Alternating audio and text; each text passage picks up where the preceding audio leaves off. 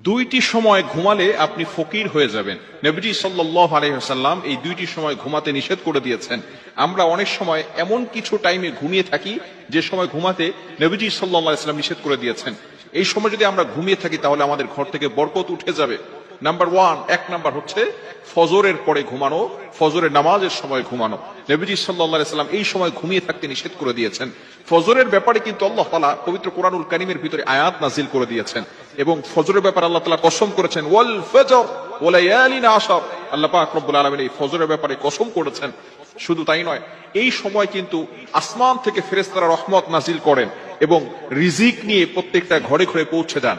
এখন যদি কোনো বান্দা সেখানে ঘুমিয়ে থাকে ফজরের সময়, তাহলে কিন্তু তার ঘরের ভিতরে বরকত নিয়ে যাওয়া হয় না, সেগুলো জঙ্গলে নিয়ে হিংস্র যে সমস্ত প্রাণীরা আছে তাদেরকে দিয়ে দেওয়া হয়। শুধু তাই নয়, বুখারী শরীফের হাদিস, নবীজি সাল্লাল্লাহু আলাইহি ওয়াসাল্লাম এই ফজরের ব্যাপারে যাতে করে বরকত হয় এই জন্য দোয়া করেছেন। তিনি দোয়া করেছেন, আল্লাহুম্মা বারিক লি উম্মতি ফি বুকুরিহা, আয় আল্লাহ আমার উম্মতের সকালটা বরকতময় করে দেন। আল্লাহ পাক রব্বুল আলামিন এই দোয়াটা কবুল করে নিয়েছেন। অনেকের ঘরে বরকত হয় না, এর কারণ হচ্ছে যে ফজরের সময় সে ঘুমিয়ে থাকে, যার কারণে তার ঘর থেকে দারিদ্রতা যায় না, দরিদ্রতা দূর হয় না, অভাব অনটন লেগেই থাকে। টাকা ইনকাম করে ঠিকই, কিন্তু অভাব অনটন যায় না, সে ফজরের সময় ঘুমিয়ে থাকে। এই জন্য অবশ্যই ফজরের সময় ঘুমানো যাবে না এবং ফজরের পরে ঘুমাবেন না। অনেক সময় কিছু মানুষ আছে ফজরের নামাজ পড়ে তারপর আবার ঘুম না, এই সময় আপনি আমল করেন, কিছুক্ষণ পরে ঘুমান। ইশরাকের নামাজ নবীজি সাল্লাল্লাহু আলাইহি ওয়াসাল্লাম পড়তেন, এই সময় একটু হাঁটাহাঁটি করেন। বিশেষ করে চিকিৎসা বিজ্ঞান বলছে এই সময়ে যদি আপনি হাঁটাহাঁটি করেন, এই ওয়েদারটা, আবহাওয়াটা যদি আপনার গায়ে লাগান, তাহলে রোগ প্রতিরোধ ক্ষমতা বাড়বে। এজন্য আর এই সময়টা হচ্ছে মুনাফিকের নিঃশ্বাস থেকে মুক্ত থাকে, যেহেতু মুনাফিকরা ফজরের নামাজ পড়তে আসে না।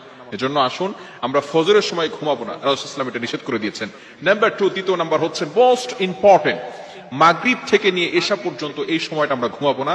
তাহলে কিন্তু যদি কোনো ব্যক্তি ঘুমায় তাহলে সে দারিদ্র হয়ে যাবে, তার উপরে কিন্তু অভাব অনটন লেগেই থাকবে। নবীজি সাল্লাল্লাহু আলাইহি ওয়াসাল্লামের হাদিস এসেছে, যদি কোনো ব্যক্তি মাগরিবের নামাজের পরে ঘুমিয়ে যায়, আল্লাহ রাসূল সাল্লাল্লাহু আলাইহি ওয়াসাল্লাম তার উপরে লানত করেছেন। রাসূল সাল্লাল্লাহু আলাইহি ওয়াসাল্লাম মাগরিবের নামাজের পরে ঘুমাতেন না, কোন সাহাবী নামাজের পরে ঘুমাতেন না, ইশারের নামাজের পরে ঘুমাতেন।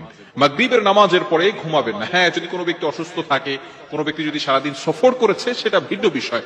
কিন্তু কিছু মানুষ অভ্যাসে পরিণত হয়ে গিয়েছে, মাগরিবের নামাজের পরে সে ঘুমিয়ে থাকে। মাগরিবের নামাজের পরে ঘুমাবেন না। হাদিসের ভিতরে এসেছে মাগরিবের নামাজের পরে ঘুমানো, এটা সাহাবায়ে কেরাম করতেন না। নবীজি সাল্লাল্লাহু আলাইহি ওয়াসাল্লাম মাগরিবের নামাজের পরে ঘুমাতেন না। হ্যাঁ, তিনি তাড়াতাড়ি এশার নামাজ পড়ে তাড়াতাড়ি ঘুমিয়ে যেতেন।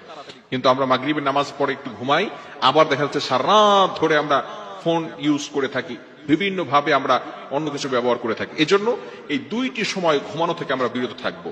দুইটি সময় যদি ঘুমাই তাহলে কিন্তু দরিদ্রতা চলে আসবে। নাম্বার ওয়ান, এক নাম্বার হচ্ছে ফজরের সময় ঘুমানো যাবে না, ফজরের পরে ঘুমানো যাবে না। নাম্বার টু, দ্বিতীয় নাম্বার হচ্ছে মাগরিবের নামাজের পরে এশা পর্যন্ত এই সময়টা ঘুমানো যাবে না। আল্লাহ তাআলা আমাদের সকলকে বুঝার তৌফিক দান করেন।